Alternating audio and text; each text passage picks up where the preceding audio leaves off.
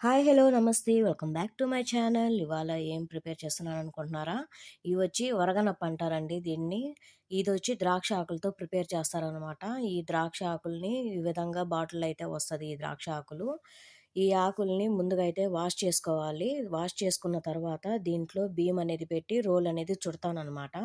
ఇదొచ్చి rice వచ్చి ఉప్పుడు బియ్యము. ఇక్కడొచ్చి ఏష్ మసరి అంటారండి వీటిల్ని ఈ రైస్‌నొచ్చి. ఈ రైస్‌లో కొత్తిమీర, బహదునిసు, స్పింత్ అంటారు.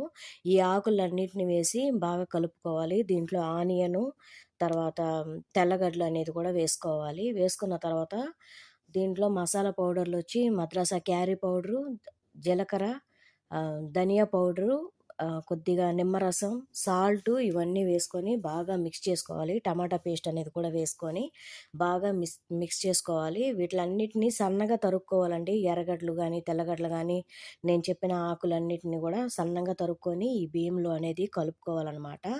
చూడండి ఇప్పుడు నేను చూపిస్తున్నాను గదా! నేను ముందుగా అయితే 2, 3 చుట్టి పెట్టున్నాను. కానీ మీకు చూపియాలనేసి ఇప్పుడు చూపిస్తున్నాను చూడండి.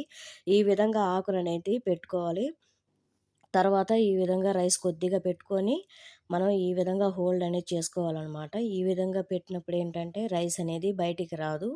మనం వండేటప్పుడు కూడా ఒక్క రైస్ కూడా బయటకనేది రాదనమాట. ఈ విధంగా అయితే వరగనప అనేది చుట్టుకోవాలి.